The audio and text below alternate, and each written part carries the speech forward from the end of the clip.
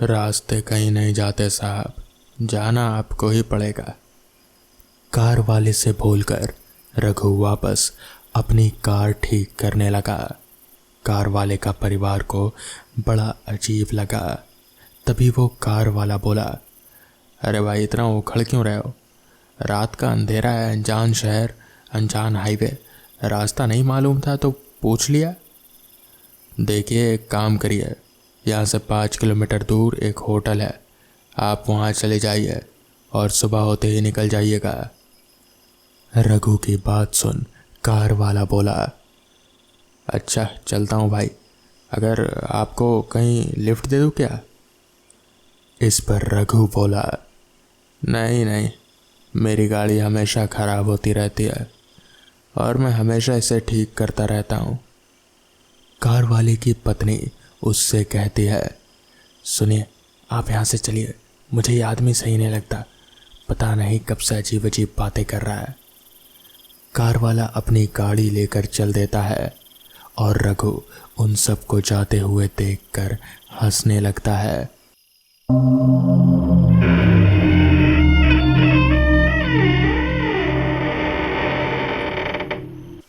Car वाला पीछे पलट कर देखता है तो रघु अपनी गाड़ी के साथ गायब था। वो अपनी पत्नी को बताता है तो वो कहती है, लगता है आपने चढ़ा रखी है, शायद उसकी गाड़ी ठीक हो गई होगी, वो चला गया होगा। कार वाला चुपचाप था क्योंकि उसे विश्वास था कि जो उसने देखा वो सच है। आगे जाते हुए रास्ते पर एक हिरन बीच सड़क पर आ गई और उसने झटके से गाड़ी रोकी। तब तक गाड़ी एक पेड़ से टकरा चुकी थी। उनके बच्चों की नींद इस अचानक झटके से खुल गई और वो घबराकर कार से बाहर निकले। उनके माता पिता भी निकले लेकिन माँ नहीं निकली, वो बैठी रही। तभी एक बच्चा बोला, पापा ये क्या हुआ, हिरन तो मर गया। इस पर कार वाला बोला, हाँ बच्चों जल्दी करो, कार में बैठो, हमें निकलना होगा यहाँ से। वो सब जल्दी से कार में बैठते हैं और कार स्टार्ट करने लगते हैं, पर कार अब चालू ही नहीं हो रहे थे। सब परेशान हो गए और लगभग आधे घंटे तक वो लोग अलग अलग तरीके से कोशिश करते रहे, पर कार चालू ही नहीं हुई। अचानक उधर से रघु कार से गुजरा और उनको देखकर अपने हाथ को हेलो में हिलाया। कार वाला उसे चिल्लाकर रोकने की कोशिश किया पर वो रुका ही नहीं, वो हंसता हुआ आगे निकल गया। ये देख कार वाला और उसकी पत्नी एकदम हताश होकर इधर उधर देखने लगे। अब उन्हें डर भी लग रहा था, और डरे भी क्यों ना, आखिर वो एक घने जंगल के बीचों बीच मौजूद एक ऐसे हाईवे पर खड़े थे जहां ना कोई इंसान था और ना ही कोई वाहन, सिर्फ डरावना जंगल और उनसे आती भयानक अजीब अजीब किस्म की आवाज़ें जिसे सुनकर बच्चे डर रहे थे और दोनों पति पत्नी भी सहमे हुए थे। ऊपर से उस रघु की अजीबोगरीब हरकतें उनको डराने के लिए काफ़ी थी। पापा हमें डर लग रहा है, यहाँ से जल्दी चलिए। इस पर कार वाला बोला, हाँ बेटा, कार में कुछ दिक्कत आ गई है, तुम लोग बैठो, मैं मैकेनिक देखने जाता हूँ। सुनो बच्चों, तुम अंदर ही बैठे रखना, और सुनो तुम बच्चों का ख्याल रखना। वो अपनी पत्नी से कहता है और सड़क पर आगे बढ़ता है। सड़क एकदम सुनसान, सिर्फ लाइटों की रोशनी और अजीब आवाज़ें। वो पढ़ते हुए भी डर रहा था। तभी अचानक उसे सामने से एक साया नज़र आता है। उसे देखकर वो दौड़ता हुआ उसके पास पहुंचता है और पूछता है, अरे सुनो, क्या यहाँ कोई मैकेनिक मिलेगा? वो अजीब साया पूरे सफ़ेद कपड़े पहने, मुंह पर ओढ़नी की तरह, सर पर साड़ी लिए हुए वो एक महिला लग रहे थे। वो कार वाला फिर उससे पूछा, अरे आप बताते क्यों नहीं, अगर कोई नहीं भी है तो बता दीजिए। इस पर वो साया बोला, बाबू यहाँ कुछ नहीं मिलेगा। हाँ, तुम मेरे घर चलो, आज रात मैं तुम्हें वहाँ बिताने दे सकती हूँ। इस पर कार वाला बोला, अरे नहीं नहीं, मुझे जल्दी है, कहकर वो जल्दी से वहाँ से आगे की ओर बढ़ गया और वो साए के सर से हवा से पल्लू हट गया तो अचानक से उसका शरीर उस आदमी को नजर आने लगा। कार वाला उसका शरीर देखकर पूरी तरह से चौंक गया। उसका पूरा शरीर तो था मगर उसका सिर ही नहीं था और वो साया तभी एकदम से गायब हो गया। कार वाला पलट कर देखा तो फिर वहाँ अब कोई नहीं था। वो सोचने लगा कि ये सब कैसी घटनाएं उसके साथ घट रही है। कहीं ना कहीं वो भी अब डर रहा था। उधर कार में उसके परिवार के साथ भी। मम्मी, वो सड़क पर कौन औरत चल रही है? तभी उनकी मम्मी, जिनका नाम रीता था, उन्होंने कहा, कौन बेटा, मुझे तो कोई नज़र नहीं आ रहा। हाँ मम्मी, वो देखो, सच में वो जा रही है वहाँ पर, इशारा करते हुए उसके एक बच्चे ने कहा। अरे हाँ, वो तो एक औरत है, रुको मैं उससे पूछती हूँ। वो कार से उतरकर उसे आवाज़ लगाती है और रोकते हुए कहती है, अरे सुनो, कहाँ जा रही हो? उधर घना जंगल है, उधर मत जाओ। और वो औरत उसकी आवाज़ को अनसुना करके आगे बढ़ने लगती है। रीता सड़क पार करके उस बेहद काली रात को उस घने काले जंगल में उस औरत को रोकने के लिए जाती है। अरे तुम्हें सुनाई नहीं पड़ता? कब से कह रही हूँ रुक जाओ रुक जाओ, पर तुम रुकती क्यों नहीं? कहते हुए वो तकरीबन 50-60 मीटर आगे जंगल में बढ़ चुके थे। तभी अचानक वहाँ वो देखती है कि वो साया एकदम से गायब हो चुका था। वो इधर उधर घबरा कर देखने लगती है और सोचने लगती है कि वो अचानक से कहाँ चली गई। तभी अचानक से उसे महसूस होता है कि कोई उसके पीछे खड़ा है और वो धीरे धीरे डरते डरते पीछे देखती है और वो चीज़ एकदम से गायब हो जाती है। तभी उसे आगे की ओर एक झटका लगता है। ऐसा महसूस हुआ जैसे कोई गुजरा। वो तुरंत आगे घूमती है तो वहाँ पर भी कुछ नहीं था। तभी सियारों के रोने की आवाज़ आती है। रीता डर के मारे बुरी तरह से कांप रही थी और उसे तभी अपने बच्चों का ख्याल आता है कि वो अपने बच्चों को कार में अकेले छोड़ आई। वो भागकर कार के पास पहुंचती है तो ये देखकर वो हैरान थे कि उसके दोनों बच्चे वहाँ से गायब हो चुके थे। वो तुरंत चिल्ला चिल्ला कर उनको आवाज़ देने लगती है और रोने लगती है। उस सुनसान हाईवे और घने जंगल में उसकी आवाज़ पूरी तरह से गूंज रहे थे। चट्टानों से लेकर सोए पक्षी पक्षुओं की आवाज़ उसकी चीख सुनकर जाग गए। रीता चिल्लाते चिल्लाते कार के पीछे वाले जंगल में पहुंच जाती है और जैसे ही वो आगे बढ़ती है तो कुछ ही दूरी पर वो साया फिर नज़र आता है। रीता उसे फिर से आवाज़ देती है पर वो साया बिना कुछ सुने और बोले बस आगे बढ़ती जा रहे थे। रीता उसके पीछे जाने लगती है। तभी किसी तरफ से उसके एक बच्चे की आवाज़ आती है। रीता घबरा कर चिल्लाई और ज़ोर ज़ोर से रोने लगी। वो महिला उस साए को छोड़कर अपने बच्चों को रोने की दिशा में भागती है और कुछ ही दूरी पर जाने पर उसकी आंखें फटी की फटी रह जाती हैं। उसका एक बेटा वहाँ पर मरा पड़ा हुआ था जिसका सीना चीरकर दिल निकालकर किसी ने आधा खाकर वहीं लाश फेंक दिया था। वो दृश्य देखकर वो तो जैसे पागल सी हो गई और दहाड़े मार कर रोने लगी। वो दृश्य देखकर कोई भी हताश हो जाता। पीछे से रीता के कंधे पर तभी कोई हाथ रखता है और वो तुरंत पीछे पलट कर देखती है तो उसका पति अनमोल था। तभी अनमोल कहता है, क्या हुआ? तुम इस जंगल में क्या कर रही हो? तुम्हें तो कार में होना चाहिए। तभी रीता ने सामने की तरफ इशारा किया। अनमोल ने देखा तो वो अपना सिर पकड़कर वहीं बैठकर रोने लगा। कहीं दूर से फिर उसके दूसरे बेटे की चीख सुनाई दी और वो सुनकर अनमोल जल्दी से वहां से अपनी पत्नी को लेकर उस आवाज़ की दिशा में बढ़ने लगा। कुछ दूर जाने पर उसे उसके कपड़े नजर आए। वो देखकर दोनों घबरा गए और वहीं पर बैठकर रोने लगे। तभी ऊपर पेड़ से एक लाश पेड़ की लताओं में लिपटे हुए नीचे गिरी और वो उसे देखकर चिल्ला उठे और जल्दी से लताओं को खोल कर देखे तो वही उसका दूसरा बेटा था।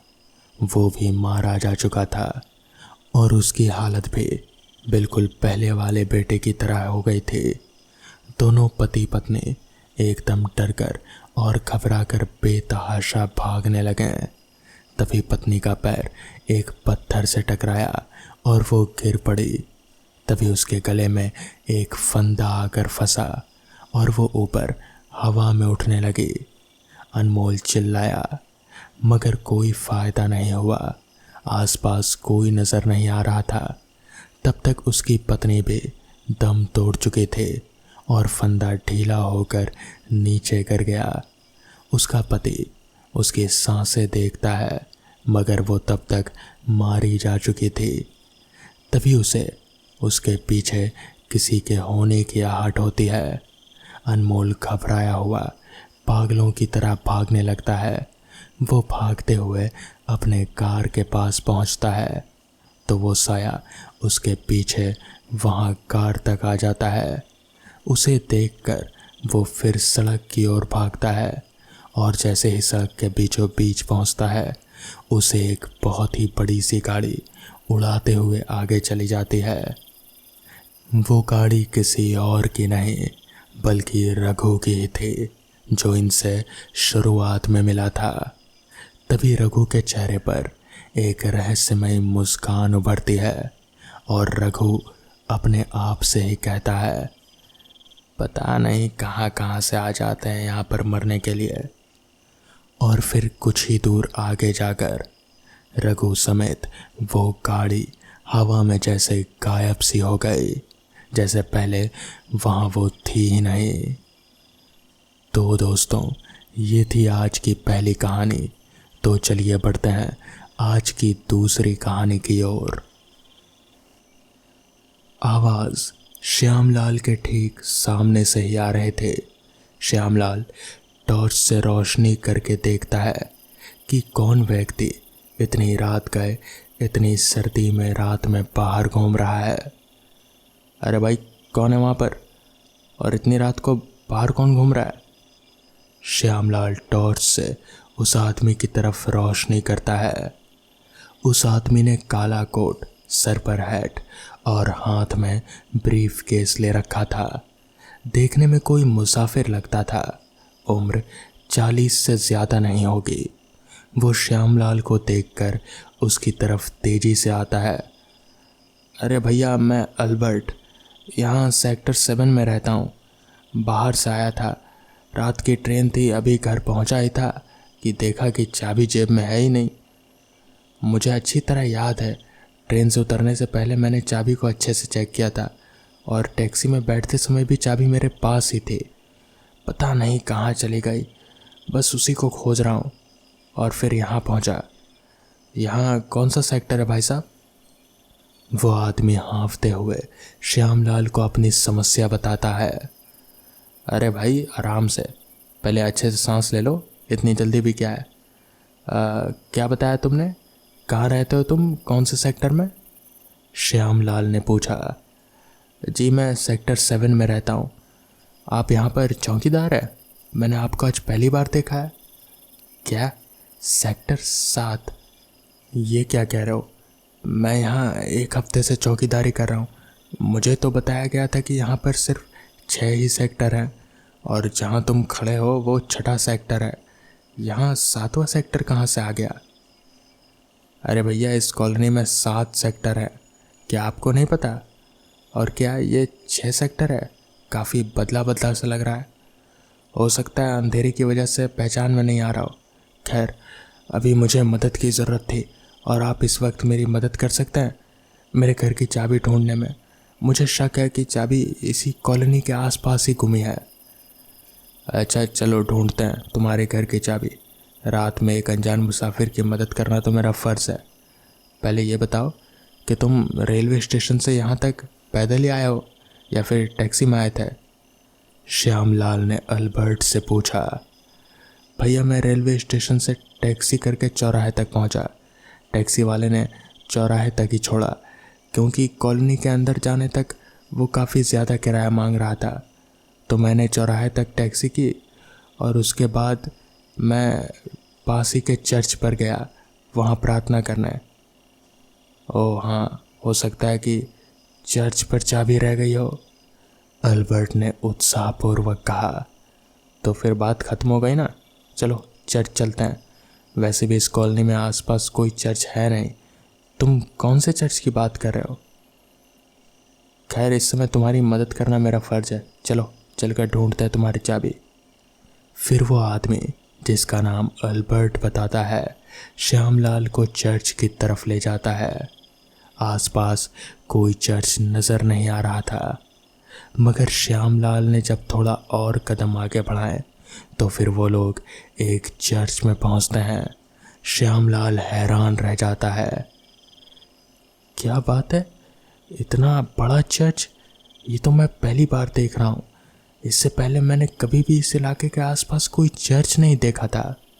हालांकि मैं एक हफ्ते से इस कॉलोनी की पहरेदारी कर रहा हूँ, पर मैं पहले भी इस कॉलोनी के आसपास से गुजर चुका हूँ और इस इलाके से तो अच्छी तरह से वाकिफ़ हूँ, मगर इतना बड़ा चर्च मेरी नज़र में क्यों नहीं पड़ा? अरे भैया, ये चर्च तो यहाँ कब से है। इस शहर का सबसे पुराना चर्च है, जो सिर्फ 5 साल का था मैं तभी इस चर्च का बना था। पहले ये चर्च इतना बड़ा नहीं था, लेकिन फिर इसको बाद में बड़ा बनाया गया। श्यामलाल काफ़ी आश्चर्य हो जाता है। उसे समझ नहीं आ रहा था कि आखिर ये सब हो क्या रहा है। तभी उन दोनों को वहाँ पर उनकी चाबी भी मिल गई। अल्बर्ट और श्यामलाल वापस चर्च से बाहर निकले। अल्बर्ट ने उसे बताया कि वो रूम नंबर 13 में रहता है। Sector 7, room number 13। अल्बर्ट ने श्यामलाल को उसके घर चलने को कहा। उसने कहा कि वो उसे कॉफ़ी बनाकर पिलाएगा। श्यामलाल ने बहुत मना किया, मगर अल्बर्ट माना ही नहीं। वो कह रहा था कि श्यामलाल ने उसकी मदद की है, वो इतना तो उसके लिए कर ही सकता है। श्यामलाल के बहुत मना करने के बावजूद भी जब अल्बर्ट नहीं माना तो फिर वो दोनों अल्बर्ट के कमरे की ओर चल दिए। अल्बर्ट चलते चलते अपने घर में पहुंचा। श्यामलाल ये देखकर हैरान था कि वो सेक्टर 7 में खड़ा था और वहीं पर एल्बर्ट का घर भी था। एल्बर्ट श्यामलाल को अंदर बुलाता है और फिर उन्हें कॉफ़ी बनाकर पिलाता है। कॉफ़ी पीकर श्यामलाल वहाँ से निकल पड़ते हैं और फिर अपने काम पर लग जाते हैं। ड्यूटी ख़त्म करने के बाद सुबह वापस वो अपने घर आते हैं और फिर अगले दिन ड्यूटी जब पहुँचते हैं तो फिर वहाँ के लोगों से अल्बर्ट के बारे में कहते हैं। एक आदमी था अल्बर्ट, पिछली रात मिला था, बड़ा अच्छा आदमी था। उसकी चाबी खो गई थी। सेक्टर 7 में ही रहता है और आप लोगों ने तो कहा था कि 6 ही सेक्टर हैं, मगर यहाँ तो 7 सेक्टर है ना। तो इस पर वहाँ के लोगों ने कहा, क्या 7 सेक्टर? नहीं, यहाँ पर 6 ही सेक्टर हैं। कहीं तुम उस अल्बर्ट की बात तो नहीं कर रहे जो कोट पहने हुए था और फिर टोपी भी लगाए हुए था? वो तुम्हें चर्च में लेकर गया होगा। इस पर श्यामलाल ने कहा, हाँ, पर आपको कैसे पता चला? जिस पर वहाँ के लोगों ने कहा, दरअसल अल्बर्ट यहाँ पर बहुत पहले रहा करता था, जब यहाँ पर 7 सेक्टर हुआ करते थे। 7वें सेक्टर पे उसका घर था। अल्बर्ट बहुत अच्छा आदमी था, मगर एक दिन एक हादसे में अल्बर्ट मारा गया अपने ही घर में। कहते हैं कि उस दिन के बाद से यहाँ पर अल्बर्ट की आत्मा भटकती रहती है। मगर वो कभी किसी को नुकसान नहीं पहुंचाती। वो हमेशा नए लोगों को मिलती है और फिर उनसे बातचीत करती है और फिर दोबारा उन्हें कभी नहीं मिलती। ये सुनकर तो श्यामलाल के पैरों तले ज़मीन ही खिसक गई। उसे पता नहीं चल रहा था कि आखिर वो अल्बर्ट सच में था या फिर कोई आत्मा।